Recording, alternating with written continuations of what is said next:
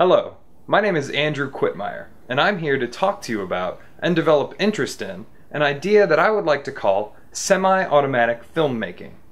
This is a free, open-source system aimed at small-scale filmmakers for partially automating some of the most tedious aspects of producing video.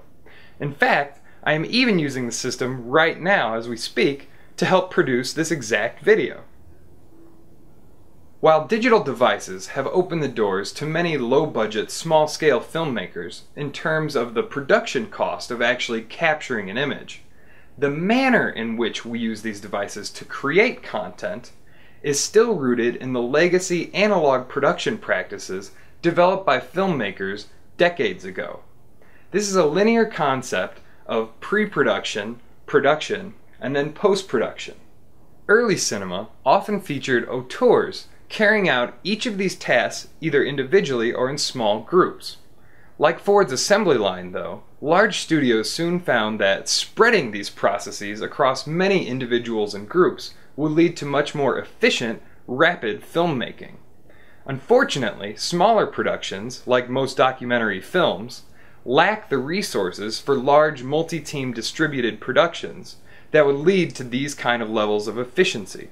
If we could, however, digitally automate or parallelize some of these steps of the production process, the individual can begin to enjoy some of the filmmaking efficiency normally afforded to the big filmmakers, while maintaining the artisanal quality control of a small team. As an exploratory proof of concept of the potential of this solution, I developed a semi-automatic filmmaking tool called Documatic that is specifically targeted at creating documentaries. I chose documentaries because this particular branch of filmmaking is often terribly underfunded and, unlike a fiction film, cannot be planned out in its entirety and then rigidly follow this blueprint for the rest of its production. Instead, documentaries must always allow for the unexpected. New information or unforeseen events could always come along that would drastically alter the structure and eventual direction of a documentary. How does it work? To use this system, you begin just like a traditional documentary, using a digital video recording device of your choice to film people or events and form a collection of raw video files.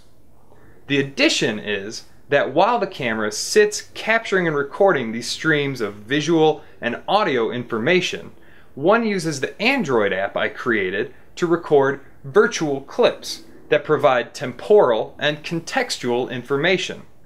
My system then connects these pools of raw and semantic data based upon their universal timestamps, and then it generates a roughly pre-edited sequence for professional video editing software. The way in which Documatic synthesizes these sequences is based upon film scholars Bordwell and Thompson's concept of the categorical documentary. And to simplify editing even further, it also uses an additional rule set created by me that breaks video into three fundamental elements. Interview footage, which typically consists of a headshot of a person who is describing or answering questions about something.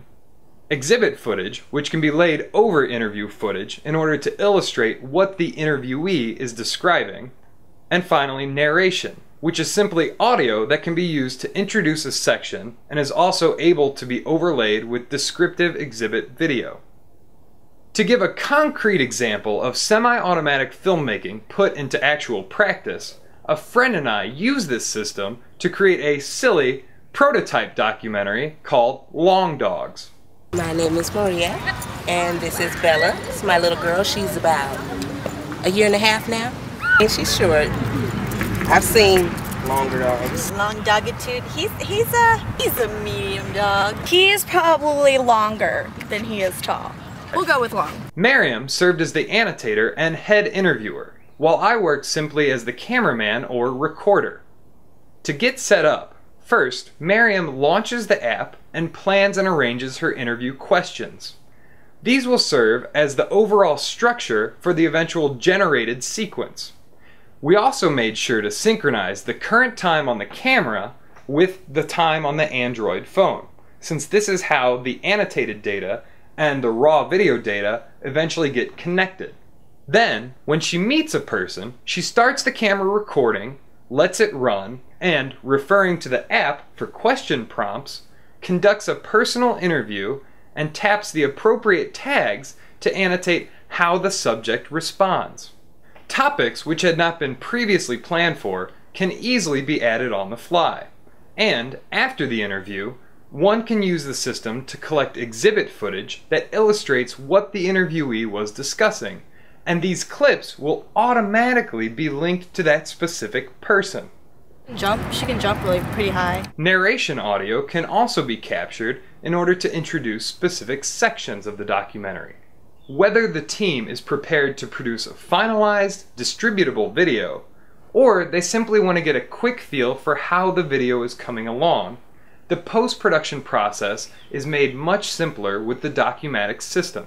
The documentarians simply copy the project folder from the Android device to the editing computer, and then dump all of the raw video footage that was gathered into this project's video directory.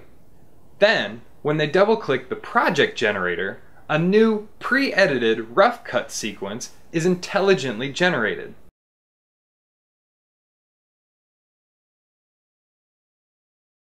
If you wanted to collaborate with other documentarians on a similar project, Documatic also has a built-in merging feature.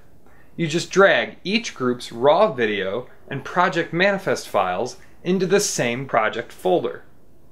And when the project generator is run, it intelligently meshes the clips from all the collaborators into a single sequence. The number of simultaneously merged projects is theoretically limitless. Long Dogs was actually created by merging 3 separate projects into one single sequence.